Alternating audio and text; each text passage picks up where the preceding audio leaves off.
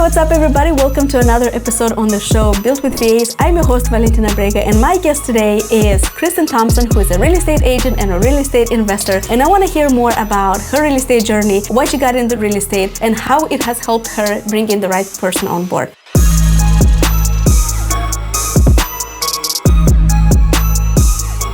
So without further ado, let's go ahead and get it started. Kristen, thank you so much for being here today. Hey, thank you for having me. I know we've talked a lot back and forth a little bit via email, but we never actually had a chance to sit down and have this conversation. So I'm super excited about that. Could you tell us a little bit about what you do, who you are, what you do? Yeah, so I'm a realtor. I live in Gainesville, Florida, which is the home of the University of Florida. Go Gators. Most people recognize the Florida Gators, not Gainesville.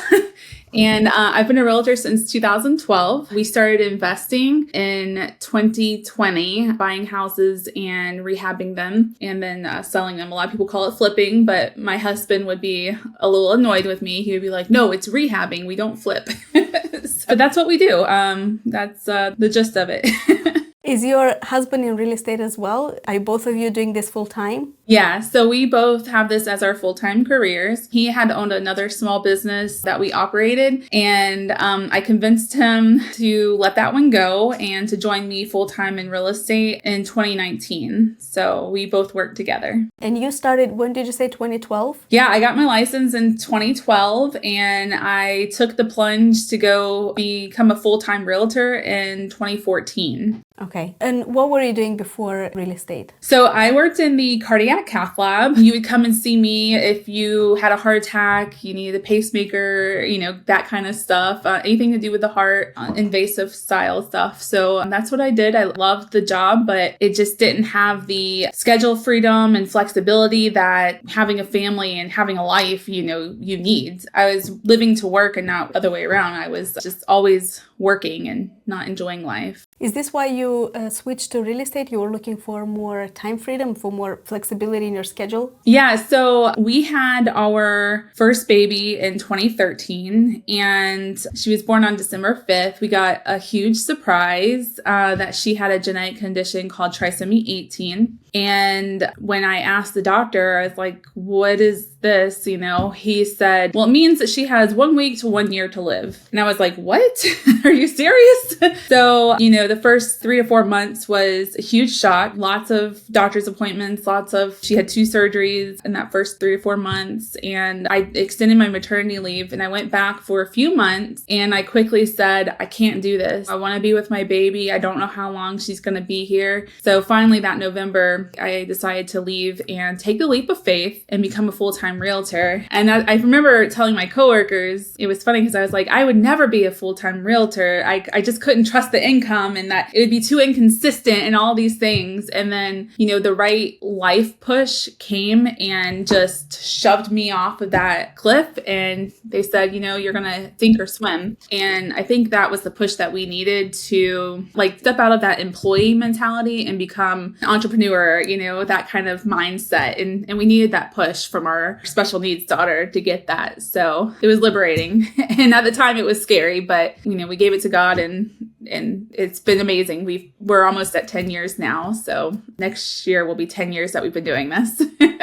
Congratulations. So she's going to turn 10 in a few weeks. Yep. Peyton will be 10 years old on December 5th. And we are taking her to Disney for her 10th birthday. That's amazing. Congratulations. I can't believe the shock you went through. I mean, I have a almost 9-month-old baby right now, and I just can't imagine the hearing this kind of news. It's, as a parent, it just hits you hard and you become desperate. I don't think probably your career and everything else was probably the last thing on your mind at the time. We were just looking to do everything you can to be with your daughter more. And yeah, you're absolutely right. It was a gut punch and we didn't know what was going to happen. I wish, I could have fast forward to now and told myself then that, hey, you're going to have, at least 10 years with this child. And at the time we didn't know that. And we just knew that we needed to just survive. We needed to pay our bills and, make it work. And it was a total shock because all of our prenatal visits, everything was normal. We were expecting a typical child and then she was born and it was a shock. But she has been the biggest blessing of my life. And we have 2 other kids kids now. So we have a 5-year-old and a 10-week-old. So Peyton is my happy place. She's like a whole being of herself. She's like a whole place. And I can go be with Peyton and the stress of the day just falls away. And it's just the best thing ever being with her. So she's amazing. I just can't explain how it is. But once people know her and get to know her and spend some time with her, they're like, yeah, this kid's pretty awesome. So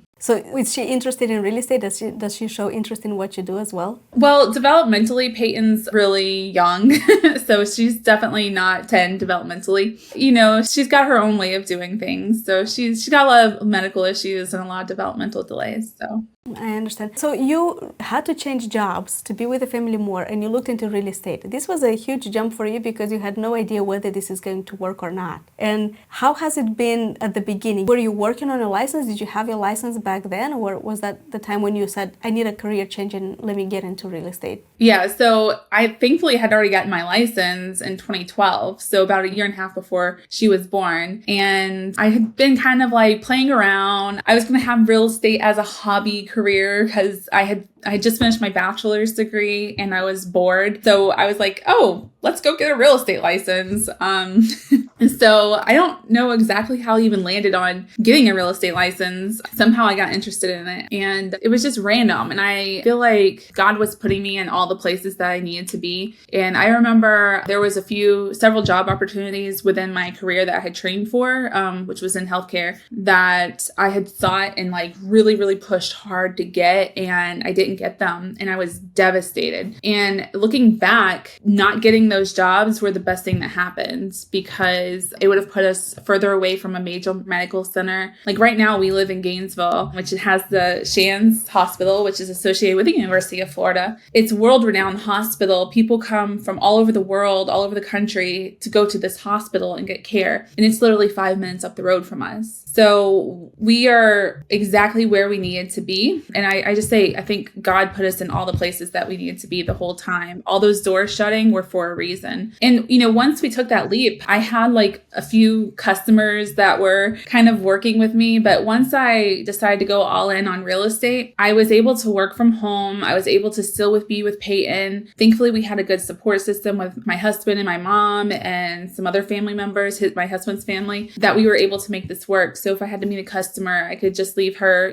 for an hour here and there and just come right back home. So I'd leave her for an hour, a day. Otherwise I'd work from home and she would be with me. So I quickly, that first year, I don't remember what my numbers or anything was, but we definitely exceeded every year since I went full time. We exceeded on the income side of things what we would have made at the hospital. So financially it was amazing. But just on top of that, like all of the people that we got to meet along the way, some of my closest friends are people who started out as some of my customers. And I can't tell you how much of a blessing that is. Just the people that we have met along the way and just amazing people that are doing amazing things. So that's been the other reward, is just the connections and meeting people and helping people who have crazy stories like mine buy home, so it's been rewarding for a lot of reasons. We're all humans at the end of the day, right? Sometimes I walk in a park or I see some people and I say, I just reflect on this. Can you believe that every single person you see, they have their own stories, they have their own struggles, they have their own concerns, they have a whole life. Their life is just as complex as mine, right? So, and I feel like a lot of people don't understand that. And it's so easy to connect human to human when you look at it through that lens. Like I'm just opening up to people. I'm just connecting with people. I'm just talking to them because my story might resonate with them. It's all about we all share the same life. It's beautiful what you said here. Do you think like you've progressed a lot from, I'm guessing you did, from how you were when you started 10 years ago, like a lot of lessons learned along the way, being a real estate agent? Yeah, so many lessons. And sometimes I look back at what I was doing 10 years ago and I'm like, ooh, you were doing that. But so many things. And that's the thing that I really love about real estate is even, having had a license for I'm at 11 years now and doing it full time for almost 10 years. Yeah. And every day is different. I'm still learning things that, that hasn't come up before. The laws change, people change, needs change. I got my license in 2012. We've never dealt with interest rates over like 4%. So now we're at almost 7.5%, 8% interest rates. That's a whole new ballgame for me navigating. So it's always changing. There's always things to keep you on your toes. But instead of I see a lot of people who said, well, I'm waiting for the market to improve to get a license, or it's going to be tough, or the competition is too tough out there. Unless you actually go through it and you go through the growing pains, you're not going to be perfect from the very beginning, right? You're going to make mistakes. You'll fall flat on your face sometimes, but it's okay. That's where a lot of people stop. And if you continue going, that's how you grow. And you look back, it's like, oh, what was I doing 10 years ago, right? Absolutely. And, some of the hardest times that I've had, some of the hardest transactions that I've had to do were my biggest learning lessons. And then those customers actually have become my biggest fans. So, a lot of realtors will hear the lifeblood of our business is referrals, and that's true. So, those hard transactions and the hard houses to sell and the hard ones to get the buyer through are the ones that tend to be the most rewarding. They're not always financially the most rewarding, but the most rewarding in here, just personally. So, and then, like I said, those customers tend to be my biggest fans that rave and tell everybody about me. So, but definitely lots of. Yeah, that's amazing. If you were to give somebody some advice on how to start in real estate, what kind of personality traits do you think would make a real estate agent successful, or real estate investors? Or obviously you mentioned connection with people, but what else? Do you have a recipe for that? I think that's a great question. I think you're going to meet introvert, extroverts, all that kind of stuff. That's not important. You will fall into the people that are your people, but I think perseverance is going to be your number one trait, and dedication. The perseverance side of it, you're going to get knocked down so many times. And this is just true as an entrepreneur. I feel like, just in general, I feel like sometimes the world is trying to beat you down, and you have to be a little bit tougher skinned than the world, that's trying to bring you down. So perseverance is definitely going to be the one thing you've got to have. And it doesn't have to always come from you. Sometimes, my husband is the person that's pulling me straight back up, and helping me get going again. So having a good support team with you is huge. Without him, sometimes I think I would have given up a long time ago. He's been a huge support for me. So just having that is essential. Definitely having the right people in your corner is essential. Is it just you and your husband right now? I know you have a virtual assistant, but do you have any other members on your team? Yeah. So I also have a transaction coordinator, and she kind of takes over once the property is under contract, and she helps with some of the behind the scenes work, paperwork and stuff. And then of course I have my virtual assistant, which your team blessingly found her for me, because she is simply amazing. So without her, I don't know, this year would have been really tough, especially, I, having been pregnant, I'm not an easy pregnant person. I'm very sickly. And then having a 10-week-old, I don't know that we would have been able to run things without her this year. I understand. What exactly does she do in your company? So her name is Catherine, and she does a lot of prospecting and phone calls for me. Interestingly enough, I've never done this as a realtor. Very, very little, but not on the level that I have her doing. So she does some cold calling. If we get warm leads in, she'll call and make that first contact. And then once she determines their motivation, she'll transfer them to me. And that's when I kind of take over. I kind of see it as weeding through some of the less serious people, or people who are just looking, or that kind of stuff. And then, if someone says, hey, I'm just looking for information right now, I'm going to buy in a year. So she continues to follow up with those people until they get into what I call the warm category. And that kind of frees up my time to focus on the right now customers, the customers that are currently selling their homes, the customers that are currently buying or looking to buy within the next 3 to 6 months. So it frees up my time to focus on those things and to do the marketing side. In addition to that, she is so awesome that I also have her doing, thanks to her, I've got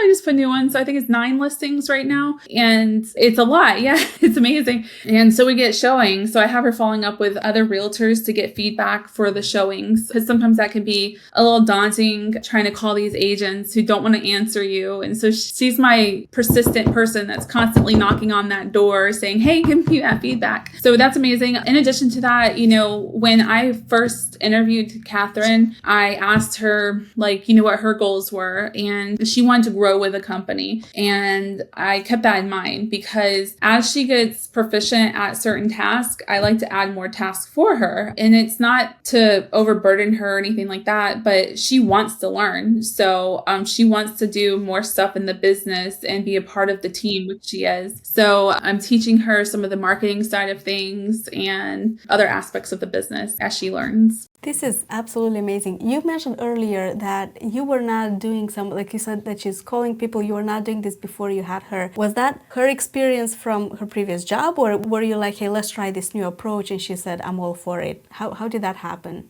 So we actually hired her, or we started looking for a VA because we wanted to find investment properties. And so we were kind of going all in on investing and rehabbing homes. So we wanted someone to start cold calling areas to get sellers that were looking to potentially sell homes. So we had started buying lists and getting names and stuff like that. And as we started looking at our financials, I said, why am I spending so much money on the investment side of things when that's not where our bread and butter comes from? So our income primarily right now is from residential real estate. So I kind of made this shift. So it kind of came out of that investment side of things and wanting to go all in on investing. But logically speaking, I was like, I need to focus on our residential business until the investing side gets there. And the interesting thing about it is, with her efforts, even though we are focusing on residential real estate, we have acquired 2 rehab properties in the process. So even though where our focus is residential real estate, we do come across the customers that are looking for investors to purchase their home. And these are people who are like, I don't want to wait for it to go on the market. I just want someone to buy it and I want it to be done, and to my surprise, I'm like, but I can list your house and sell it for more money and get you more money. You're like, I don't want to do that. I'm like, really? Are you sure? Nope, don't want to do it. So I was really surprised that there was people who would give up, a substantial amount of money just to sell it and be done. So that was surprising. And so we did get a couple of those, and it's been good. So yeah. Yeah, once you understand the pain points of the people you're talking to, sometimes it's not always about the money. Sometimes it's about solving the problems. It's about how they connect with you. It's about who they trust. And I think I speak with a lot of real estate, especially real estate investors. The first thought that comes to their mind, they said, well, they didn't accept my offer because it wasn't the highest offer. I was like, maybe you didn't solve the problem that was the most pressing problem. And when I ask, what's the reason they're selling? Oh, I don't know. They didn't disclose this, or they gave me something vague, or for example, the tenants destroyed the property. It's like, do you know more information about this? How are they feeling about this? What's going on? Is it painful because beloved house was destroyed by someone else? Do they feel comfortable stepping inside, or is it going to bring them more pain and they just want to quickly get rid of them? There's a lot of things that once you talk to people and understand, it's not always about the money that they're getting. And it's funny because when I meet with my residential real estate customers, one of the very first conversations we have is like, why are you selling and what's most important to you in this process? And to me, it was hard to fathom that people, had such priorities that were so much more than, just getting the most out of the house. So a lot of times my residential customers are, I want to sell fast and make the most money. So, but there's always unique things in there. Sometimes not selling fast is not the most important. So absolutely touching on that importance of why people are selling and what is actually the most important thing to them. Sometimes on the investing side, a house that was a family home, having them come back later to see the renovation once it was done and letting them know I was going to include them in that process was so important. They didn't even know it was that important to them. And I offered it to them and they were like, oh, that would be so amazing. I would love that. This was, grandma's house and, we grew up there. We would love to see it turned into something amazing and, all these things. And, we'd walk through and ask them if there was anything that was particularly important to them in the home. And if it was, we would try to include that back into the renovation and stuff. So. Oh, that's beautiful. I love this. You're naturally very good with connecting with people. Has that always been the case? Oh, it's been a lesson learning over the years. Yeah. Learning over the years. And I think my healthcare career helped me with that because we would deal with like one patient at a time. And, we would start with picking them up from the room and talking in conversations and trying to alleviate their stress. So just talking to people, and it helps them take their mind off what is, the procedure they were about to have. So I think it just kind of naturally came from that. And then I've just built on it over the years. With Peyton, just learning to talk about Peyton and explaining that process and what her needs and complications and stuff are has been a learning lesson. So I feel like, again, all of the things in my life has set me up to where I am today. It's a beautiful perspective. And that's exactly how I look at my life too. I think I tried so hard to get something done, and then I didn't achieve what I wanted, only to have it so much better than what I initially thought would happen. This is very beautifully put. Hopefully those who will listen to get some inspiration, and if you're not on the right path, maybe there's a reason for that. Exactly. So let's say you got, with your virtual assistant, 9 listings, 2 rehab properties. During what period of time? So, when did Catherine start with me? April or May, I think. So not a long period of time. And that's not including some of the ones that we have a buyer that's closing with her. They came in through my website. She made the initial contact with that person. And when we interviewed, Catherine was actually my second virtual assistant. So I kind of learned some lessons on the first one. When I look back, and this is something when people are hiring virtual assistants, I failed the first assistant. She ended up, deciding we part ways, whatever, but I failed her myself. So you have to remember, even though they're a virtual assistant, they're still a person. So when I brought Catherine on, I was very purposeful with the interview questions I had. I knew all the things that I made mistakes on and that I would have liked done differently, that the other virtual assistant made mistakes on and stuff. And it was funny because Anastasia kept saying, you should do this person, you should do this person. And I'm like, no. I was very persistent that I wanted someone in the same time zone as me. I don't know why that was so important.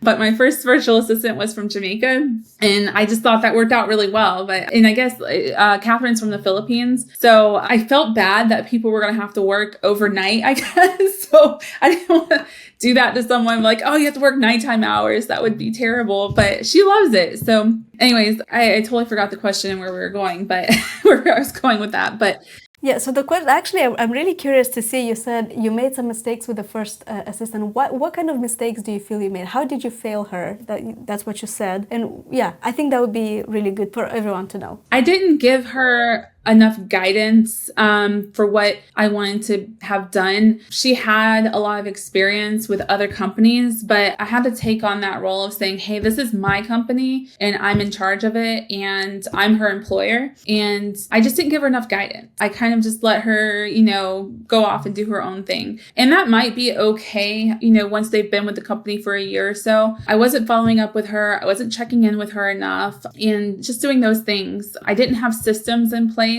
to set her up for success. And this is just, I think, growing pains. These are some of my first actual employees. I've always tried to avoid that because I didn't want to manage people. And to grow, you're going to have to manage people and you're going to have to take on employees. And it's been liberating for me because I don't have to stress about always being on the ready to call that person or that contact that comes in right away, because I know Catherine's going to do that. But just giving her the guidance that she needs, setting up the systems for her, putting it in place, consistently following up with them. I tried to make sure she feels like she's not on an island by herself and that she is here with us and that she's a part of the team. I'm still, not as good at this as I want to be, but some of the things I like to do is try to at least touch base through her through text message at least once or twice a day. I'm constantly asking her, how is things working? Do you need help doing this? Is this program or process that we put in place, is that working? Is it easy for you? Is it taking more time than what it's worth to do? So we're constantly running things by each other. And I think just she has the right mentality as well. She's a go-getter. And when I interviewed her, I kind of could see that and feel that she wanted to help make the business successful. That was her goal. It wasn't just to like have an income and a paycheck at the end of the week, but she wanted to make this business successful. And I think that was a huge difference. I'm very lucky because I have, my team is exactly the same way. They're loyal, they're dedicated, and I know you had a chance to work with my team, so I'm hoping you have a good experience with them. Yeah. Sounds like it. And they were right. And Anastasia was completely right on the virtual assistants I should have hired. So it worked out. It worked out, yeah. And I always make this analogy with car racing. So if you go to a car race, the winner, you have to have a good driver, obviously, someone who knows how to maneuver different situations, but you also need to have the right vehicle, right? You take the best driver in the world and put them not in a sports car, in a regular car, and they're not going to win that race. So this is important because when you mention the mistakes you made with your virtual assistant, a lot of people maybe think, oh, I get a virtual assistant, it's a hire and forget. But it's not that. You have to make sure they have the right vehicle as well. They could be the right driver, but what do they need to win that race? What are you doing on your end to win that race? And I think what you just said here is very beautiful. That's exactly what I do with my team. We have meetings, or at least touch base with them, so they don't feel like they live on an island alone. They want to feel included, right? They want to feel like they're part of a company that's growing, and they want to feel appreciated. When they feel this appreciation, they're working out very wonderfully. What else did you say? So meetings with them, give them guidance. I think that's very important as well. Yeah, give them guidance, let them know the expectations. Do you have any scorecards? How do you let her know what the expectations are? Does she have a target? We did use your scorecards, and I do like that. I use Hubstaff to kind of monitor activity and stuff like that. And it's insane. They send you like this email about productivity. Her productivity is like crazy high. It's insane how high it is. And I kind of do that just, to check through when I make sure she's not like, on Facebook or something. I don't know. She never is. So we have that in place. And like if you have a scorecard, or how do you set the expectations? So I do not put too much emphasis on how many contacts we put in there, how many people she contacts in a day. As long as she is being productive, and that's where the Hubstaff comes in, I can see that on there. I want quality over quantity because I get tons of those sales calls on my own phone. Occasionally, and this has not been as much recently, but a while ago, I would entertain some of them. And some of these people, I'm like answering the questions, and the question is not even, they'll say something back. I'm like, were you listening to what I said? And it's just like they're just wanting to get it transferred to the next person so that they can mark that down as a win, So we really went into the details of what is qualifying a lead is and asking those qualifying questions. So we had to do a lot of retraining on some things because a lot of the VAs are, especially when they come with experience, I felt like it's about those numbers and not really as qualifying as much. So we had to do a little bit of retraining on that side of things. So I guess the roundabout answer is I don't have a specific bar that she has to set. And I just said guidance and giving specifics and stuff. And I think the reason that it works is because of her motivation on her side. So let me backtrack a little bit. If I was seeing that she was not producing results and wasn't having conversations and stuff like that, every time she talks to someone, it's recorded and I can see how many calls she's making because we use Vulcan 7. So we use that. I can see who she's calling. So I know that she's doing it. I just want those qualified leads. And I can see we also use Asana and I can see that she's putting notes in there for the warmer leads. So once she actually talks to someone, it goes into Asana. And we have several different categories. I have a category of my own for people I need to call specifically. And then she has like a 6-month follow-up and a 7-month follow-up. And then they also, maybe a little complicated, but we also have them in our CRM. So our CRM emails them like listings and stuff. So as long as we're seeing things happening, that's what I'm happy about. She has gotten very, very hard on herself, actually, because she's like, I didn't get you, an appointment this week. I said, like, let's try to go for, 1 to 2 appointments a week, right? She's like, I didn't get you an appointment this week. I'm so sad. I'm so disappointed. Like, what can I do differently? I did something wrong this week. She's saying that to me. So that's the first thing I knew that she was like amazing. And I said, well, let's look at what you did this week.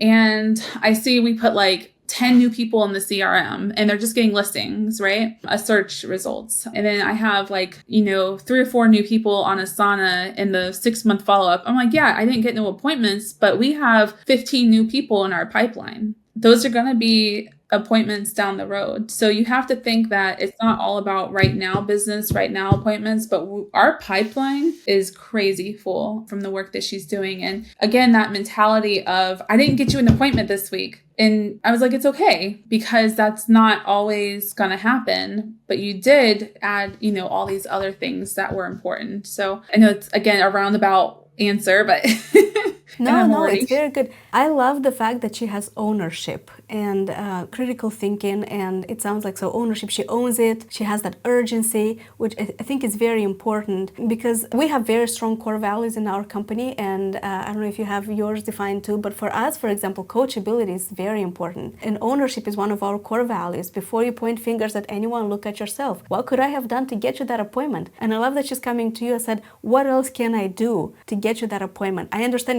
she probably takes it on herself, and she, like you said, she's being too harsh on herself. What can I do? Teach me. I'll take the course. I'll do whatever that's necessary to get you those results. It's a testament to her personality, but it's also a testament to you because you let her be that way with you. You encourage that. You're not seeing this, okay, you're not giving me the appointment. I'm sorry, I'm going to have to let you go. You allow her the space to be open with you. It looks like a very good alignment of core values. Absolutely. And that was one of the first things when she first came on. Like the first week I took and we did this. We were on a Zoom call. I went over my entire business with her. I went over how I work with buyers, how I work with sellers. I gave her the presentations that I give to them. I gave her the whole rundown of how my business currently works. And I also gave her the rundown of what my goals were for the year and how she fit into those goals and helping us meet those goals as a business. So she immediately took those goals on as her own as well. And then she says, well, what do we have to do to get there? And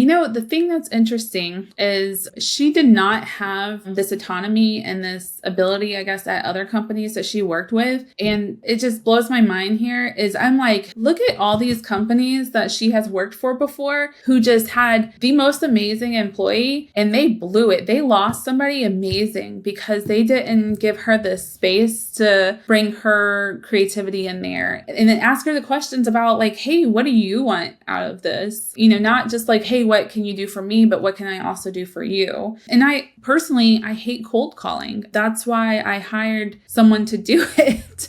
And I also realized that if she's on the phone 40 hours a week, I don't care if you're trained to do that and that's what you've been doing for 10 or 20 years, you're probably going to get burnt out and bored on that. So just having some different things that we can throw in the mix. And I guess maybe some people are okay with cold calling 40 hours a week. But when I spoke to her, I could see that there was more there. There was more creativity. There was more that she wanted to do. She's okay cold calling and she does great at it because that is her core job. But during the week, we do throw in training. I give her time to take training. And she says, on the weekend, I was watching a YouTube video and I learned this technique. I'm like, why were you doing that on your weekend?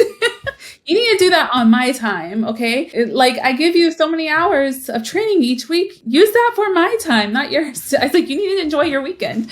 So I feel sad for the other companies because they lost someone that was really good. Right. And again, it goes back to that analogy with having the right vehicle and having the right driver. You might have the most amazing driver, but maybe the vehicle is not yet equipped to have them win the race. It could be the other way around, of course. I feel like you're describing some members of my team. I write some ideas on the common chat that we have. I'm not expecting an answer back. It's just to get it out of my mind so I don't forget to talk about this on Monday. And then I get a response right away. They just did this research and they give me the statistics. It's like, I was not expecting this to take some time off. I don't want you to burn out. I need you to stay with me long term. I need you to be happy. And is this ownership? What are your core values as a company or you personally in a company. I feel like these are some of the things where I feel sometimes like I'm not a business. And I think a lot of real estate agents get into this pitfall where they don't see themselves as a business. And I think that's where a lot of people fail. And I think you need to say, or they expect their broker to do or provide these things for them. And that's kind of going back to one of the questions you asked me earlier. As a real estate agent, you need to take ownership that this is a business and you need to operate it as a business. With that being said, I've never written down the core values.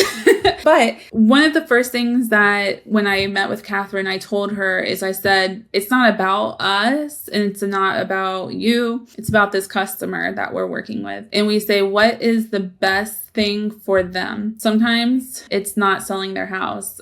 Just for a quick example, I had a customer who reached out to me. I was a listing agent when she bought the house, and she reached out to me and she was kind of in some financial trouble and she was behind on her mortgage payments, and her mortgage payment was only like $1,200 or something. And she's like, yeah, and when I sell this house, I want you to help me find a place to rent. And I said, how much are you expecting to find something to rent? She had 2 kids. She needed like at least 2 or 3 bedrooms. 2 bedrooms would have been kind of hard. And I started showing her what was for rent in the 3-bedroom. Even in the lower side of things, it would have been more than her mortgage payment. So what was best for her was not selling her home, even though she was behind. So I gave her some tools to figure out how to work with the lender and kind of get at least caught up on that stuff. And so she's just still in her home. So it's not written down, but, I think just our values as what we do is, we always do what's best for them and guiding them that right way. Sometimes it is selling their house, sometimes it's not, sometimes it's going the investment route. So it's always about the customer, what's doing right by them. I know some real estate agents get a bad reputation because, there's so many of us, but there are some out there, and just in any industry, who don't keep that in mind. Hey, sometimes selling the house or pursuing buying this house isn't the best option, but you do just need to give that information to the customer. And if she just said, hey, I still want to sell, we would have helped her with that. But once I showed her what rental market was, she was like, I don't know what I'm going to do. I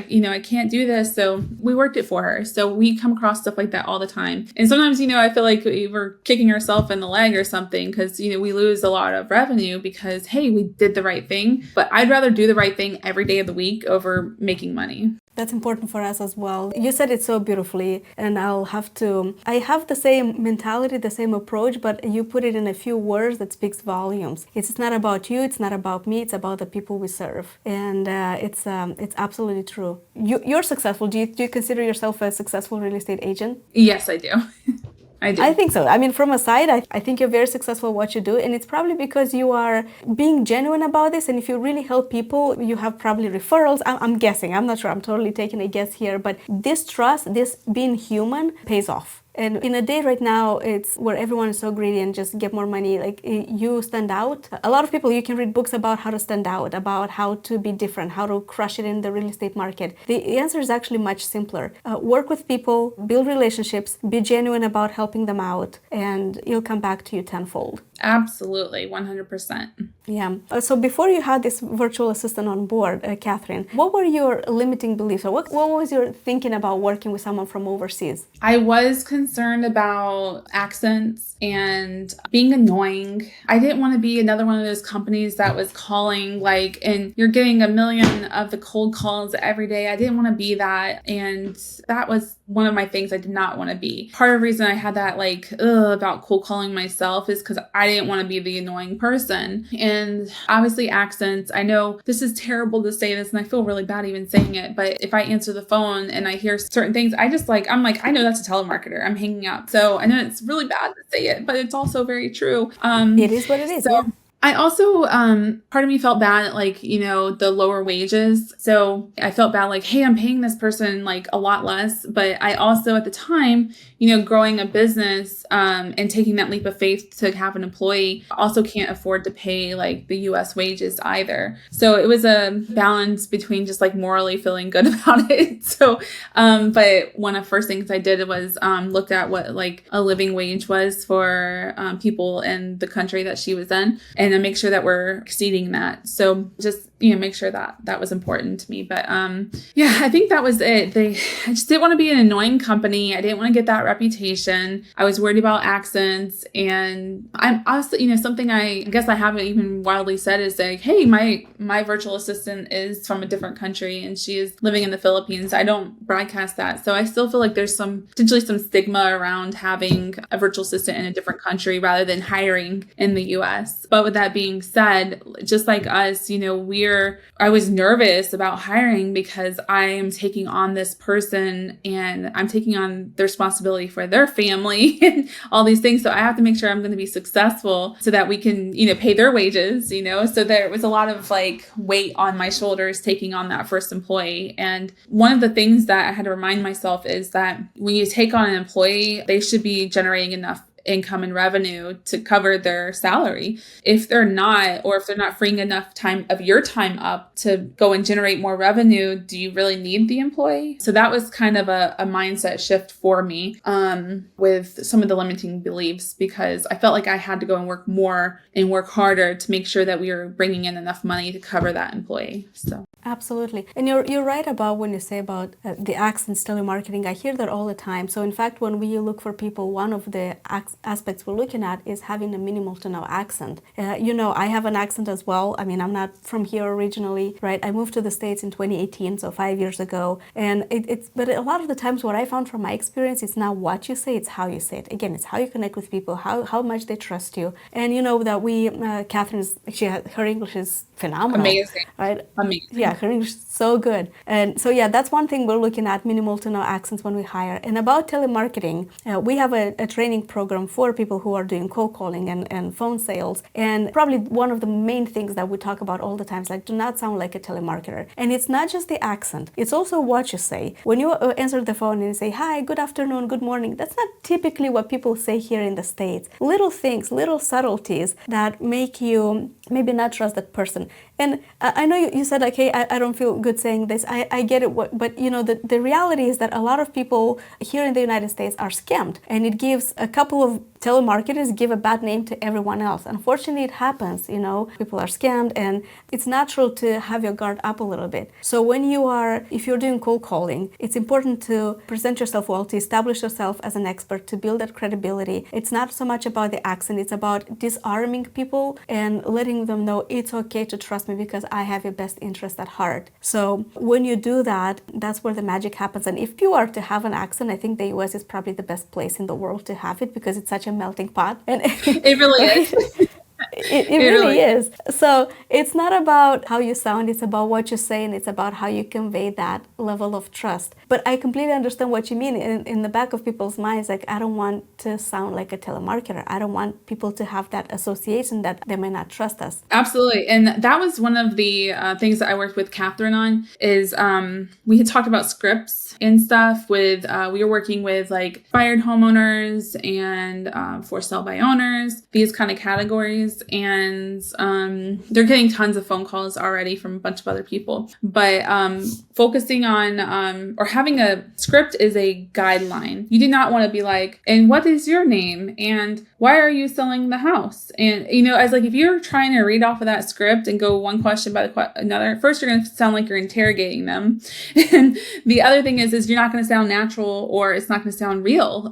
So I was like, you can use it as a guide, but I don't want like a script sitting up on your computer monitor, you reading off of it, because that's not going to be successful. You need to listen to what they're saying and then have like a conversation, like a natural conversation. And as like, as things go, you're going to build rapport with them. You're going to get the questions that you want answered, and that, it qualifies that lead. So for sure, not even the accent was as important as I thought it was, but the conversation skills is definitely key. And, sorry, my phone ringing. That was one of the more important things. And we actually, and it was funny you brought that up because we did work on that at the very beginning, is having it as a guide only. And we would role play, and we still do some role playing activities where we just bounce ideas and run through things with each other. Yeah, it's very crucial. It's very important because a lot of virtual assistants, they operate from the old school. I had a script I had to follow verbatim. They don't have this freedom to explore with the wording, and you're leaving money on the table because if you're not actively listening. So I always tell people in my training, and I do have scripts. I have scripts that you can get. They have worked for me, but it even has that. It is a guide, and it has a list of best approaches. And one of the best approaches is actively listening. Use the seller's own words to build a conversation around that. Usually there are safe questions, unsafe questions in a script. So one of the unsafe questions would be something like, yeah, what's your offer? How much are you going to list my house for? Or how much are you giving me for the house, right? And you don't want to discuss money right up front. Or if people at the beginning say, you're going to lowball me, I don't want to get another low offer. Your virtual assistant or your employee follow the script verbatim and you ignore this question, it's going to make you look bad. You're like, okay, why are you ignoring that?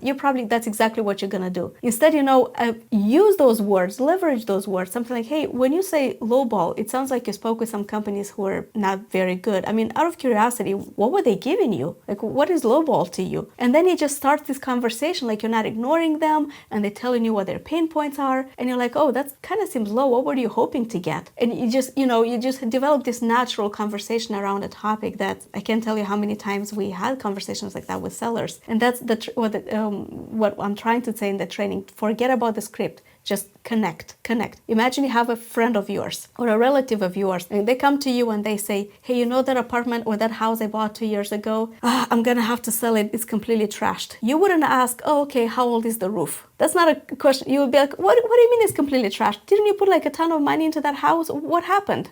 Exactly. Is that right? So that's the kind of conversation to have. Be curious. What happened? How come? And going back to putting them first, if it's not all about us, then why their house is trashed is important because it's important to them. So just keeping, again, the customer in mind, because they're coming to you because they're like, hey, I need to sell this house because it's trashed. Well, what do you mean? Maybe we can solve this without you having to sell the home if that's what's best, right? So I think finding solutions to problems, that's probably 99% of what we do.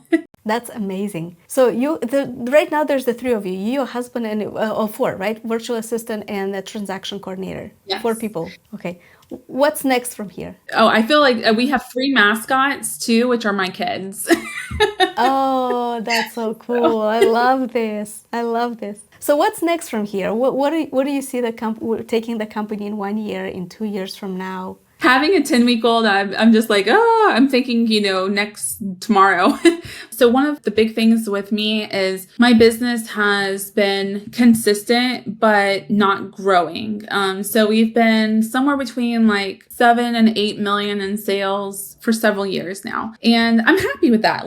We're maintaining, we're good, it's not bad, but it's not great either. So I'm like, how do we level up? So how do we get to 10 million and then 15 and then 20? So I foresee that hopefully, things are going great with Catherine, and, we'll be coming back to your company to, get another VA. And I can see having Catherine train the next person and then kind of expanding that team as well. I can also see moving Catherine into more important roles with marketing and, customer relations type stuff as well. I've been, the market's weird right now with interest rates and inventory and stuff. But, when we kind of level out from this shift that we're in right now, I can also see having another agent on board. My husband, although he does work with me in real estate, he's not licensed. He's not a licensed realtor. So I have been nudging him to get licensed so that we can have, 2 agents on board. So I think, within the next 5 years, I would love to see our company at around 15 million in sales, if not before that. So doing that would be, would include having another Catherine, and then, at least having my husband or another, a potential buyer agent on board. So I could definitely see expanding a team. And there's a ton of talk about real estate teams.